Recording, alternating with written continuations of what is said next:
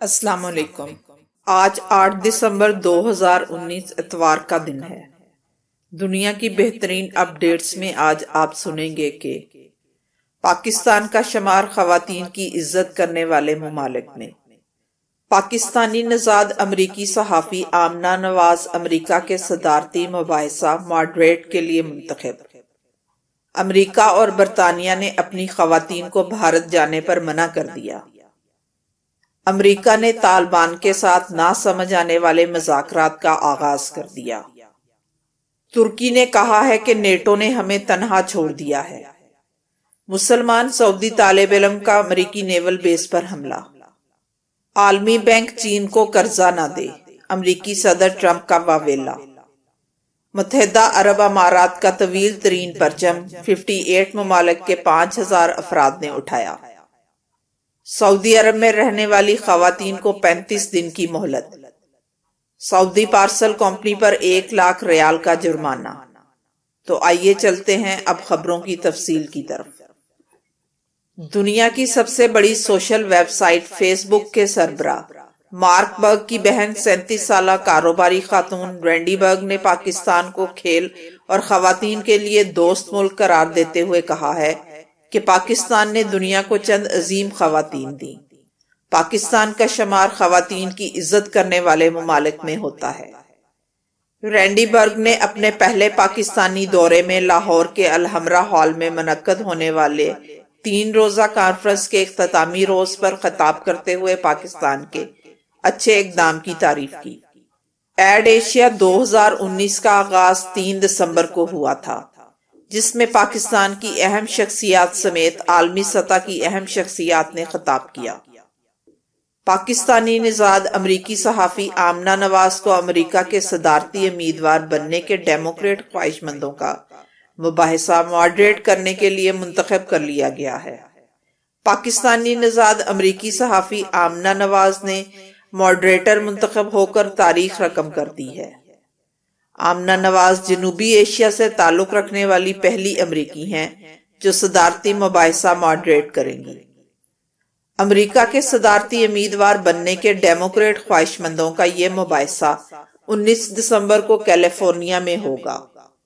آمنہ نواز امریکی T V PBS سے وابستہ ہیں، جو بطور سینئر نیشنل کورسپونڈنٹ خدمات انجام دے رہی ہیں۔ اس کے ساتھ انہوں نے امریکی حکومت کی حراست میں موجود مہاجرین بچوں کے حوالے سے رپورٹنگ کی تھی۔ آمنہ نواز نے کئی اہم شخصیات کے انٹرویوز بھی کیے، جن میں ترک صدر رجب طیب ایردوان اور ٹرمپ حکومت کے کئی افراد شامل ہیں۔ انہیں نیوز آور کی پلاسٹک کے عالمی مسئلے کے اوپر بنائی گئی ایک رپورٹنگ پر پی باڈی ایوارڈ سے بھی نوازا گیا تھا۔ اس کے علاوہ صحافت میں غیر معمولی کوریج پر آمنہ نواز کو ایمی ایوارڈ سے بھی نوازا جا چکا ہے۔ آمنہ نواز شمالی وزیرستان کا دورہ کرنے والی پہلی غیر ملکی صحافی تھی۔ آمنہ نے ملالہ پر حملہ، اسامہ بن لادن کے کمپاؤنڈ پر امریکی کارروائی کو بھی کور کیا تھا۔ واضح رہے کہ آمنہ نواز ماضی میں سرکاری ٹی وی سے وابستہ صحافی شجاع نواز کی بیٹی ہیں۔ بھارت میں خواتین کی بے حرمتی اور قتل کے مسلسل رونما ہونے والے واقعات کے بعد امریکہ اور برطانیہ نے اپنی خواتین شہریوں کو بھارت کے غیر ضروری سفر سے گریز کرنے کی ہدایت کر دی ہے۔ برطانیہ نے بھارت کے لیے سفری وارننگ جاری کر دی ہے۔ ٹریول ایڈوائزری میں کہا گیا ہے کہ امریکی اور برطانوی خواتین بھارت کے سفر میں احتیاط سے کام لیں۔ برطانوی خواتین گروپ میں ہوں تب بھی محتاط رہیں۔ بھارت میں مسافر خواتین غیر محفوظ ہیں۔ ایڈوائزری میں مزید کہا گیا ہے کہ برطانوی خواتین سیاحوں کو اس سے قبل دلی، راجستھان اور گوا میں نشانہ بنایا جا چکا ہے۔ جو خواتین بھارت میں موجود ہیں وہ الرٹ رہیں یا پھر واپس آ جائیں۔ رپورٹ کے مطابق سال 2017 میں مجموعی طور پر بھارت بھر میں خواتین کے خلاف جرائم و تشدد کے 3,60,000 سے زائد کیسز رجسٹرڈ ہوئے تھے۔ امریکی ذرائع کی جانب سے اس بات کی تصدیق کی گئی ہے کہ امریکہ اور افغان طالبان کے مابین ایک بار پھر دوحہ میں مذاکرات کا عمل شروع ہو گیا ہے۔ امریکی نمائندہ خصوصی زلمے خلیل زاد بھی قطر پہنچ گئے ہیں۔ وہ کابل کے 2 روزہ دورے کے بعد دوحہ پہنچے ہیں۔ زلمے خلیل زاد دورہ کابل کے دوران افغان اور طالبان قیادت سے بھی دوبارہ مذاکرات اور افغان امن کی بحالی کے اقدامات کے حوالے سے بات چیت کر چکے ہیں۔ دوحہ میں قائم افغان طالبان کے دفتر میں ان مذاکرات کا انعقاد کیا جائے گا۔ واضح رہے کہ امریکی صدر ڈونلڈ ٹرمپ نے 3 ماہ قبل بہانہ یا کوئی سیاسی چال چل کے کابل حملے میں امریکی فوجی کی ہلاکت پر طالبان سے امن مذاکرات منسوخ کر دیے تھے۔ امریکہ کو سمجھ لینا چاہیے کہ ہوگا وہی جو طالبان چاہیں گے۔ ترکی نے عسکری اتحاد نیٹو پر سخت تنقید کی ہے اور الزام عائد کیا ہے کہ نیٹو نے ترکی کو دہشت گردی کے خلاف جنگ میں اکیلا چھوڑ دیا۔ گزشتہ ہفتے لندن میں ہونے والے نیٹو کے سربراہ اجلاس میں اتحاد کے ممبران کسی حتمی سمجھوتے تک نہیں پہنچے۔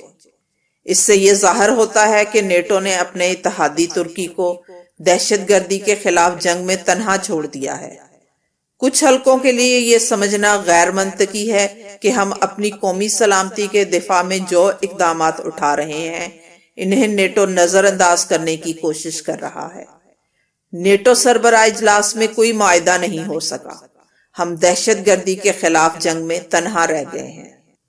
امریکی ریاست فلوریڈا میں ایک نیوی ایئر بیس پر فائرنگ کا واقعہ پیش آیا ہے جس میں حملہ آور سمیت 3 افراد ہلاک اور 11 زخمی ہو گئے۔ فائرنگ کا واقعہ نیول ایئر اسٹیشن پر پیش آیا جہاں ایک سعودی طالب علم نے اندھا دھند فائرنگ کر دی۔ امریکی میڈیا کا کہنا ہے کہ ابھی تک یہ واضح نہیں ہو سکا کہ فائرنگ کے واقعے میں مجموعی طور پر کتنے لوگ زخمی ہوئے ہیں کیونکہ نیول اسٹیشن پر سرچ آپریشن جاری ہے۔ یہ نیول ایئر بیس ریاست فلوریڈا میں واقع ہے جو ایک بڑی نیول بیس سمجھی جاتی ہے۔ اس میں 16,000 فوجی اہلکار اور 7,400 سویلین ملازمین کام کرتے ہیں۔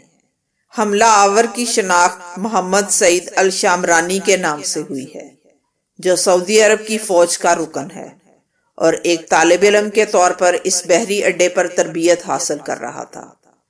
حکام کے مطابق سعودی طالب علم کو کلاس روم میں حملے کے بعد گولی مار کر ہلاک کر دیا گیا۔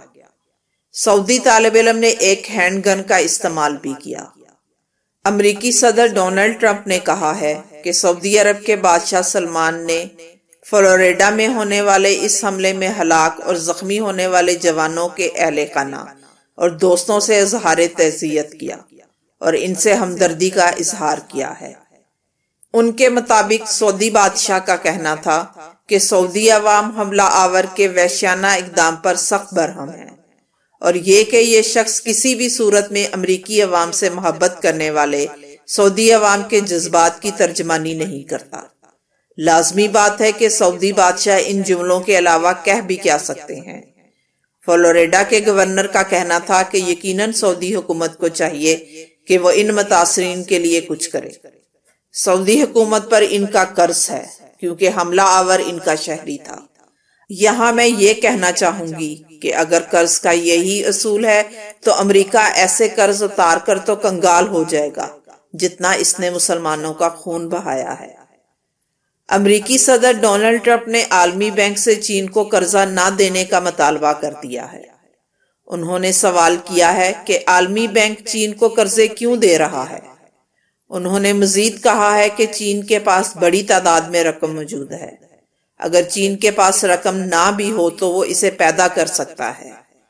عالمی بینک چین کو قرضوں کی فراہمی روکے۔ واضح رہے کہ عالمی بینک نے چین کو کم شرح سود پر $1.5 بلین امداد دینے کا منصوبہ تیار کیا ہے۔ دبئی پولیس کی جانب سے متحدہ عرب امارات کا بنانے والا طویل ترین پرچم Guinness book of world record میں شامل کیا گیا ہے۔ ایک اور بھی ریکارڈ قائم ہوا جس میں اماراتی پرچم کو دنیا میں سب سے زیادہ لوگوں نے اٹھایا ہے۔ اماراتی پرچم 2 کلومیٹر اور 20 میٹر طویل ہے۔ اسے 58 ممالک کے 5,000 افراد نے مل کر اٹھایا۔ سعودی عرب نے 18 سال سے زائد خواتین کو خبردار کیا ہے کہ وہ اپنا شناختی کارڈ 35 دن میں بنوا لیں۔ جو خواتین شناختی کارڈ حاصل نہیں کریں گی تو اس مقررہ مدت کے بعد ان کے تمام سرکاری معاملات منجمد کر دیے جائیں گے۔ اس کے علاوہ انہیں سرکاری اور نجی اداروں میں بھی کوئی سہولت فراہم نہیں کی جائے گی۔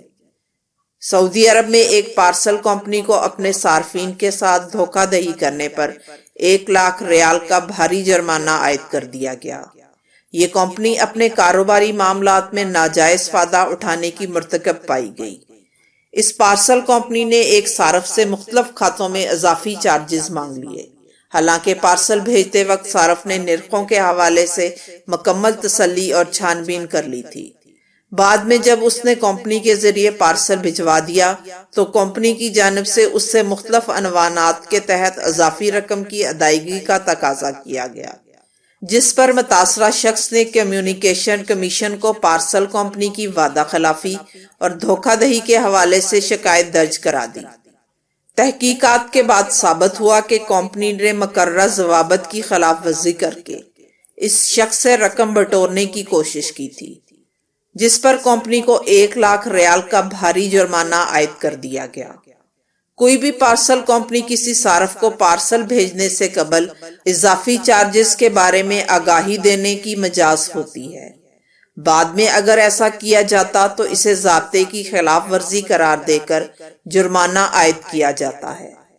کمیشن نے بتایا کہ بعض پارسل کمپنیاں گاہکوں کی قوانین و ضوابط سے بے خبری کا فائدہ اٹھا کر انہیں دونوں ہاتھوں سے لوٹ رہی ہیں۔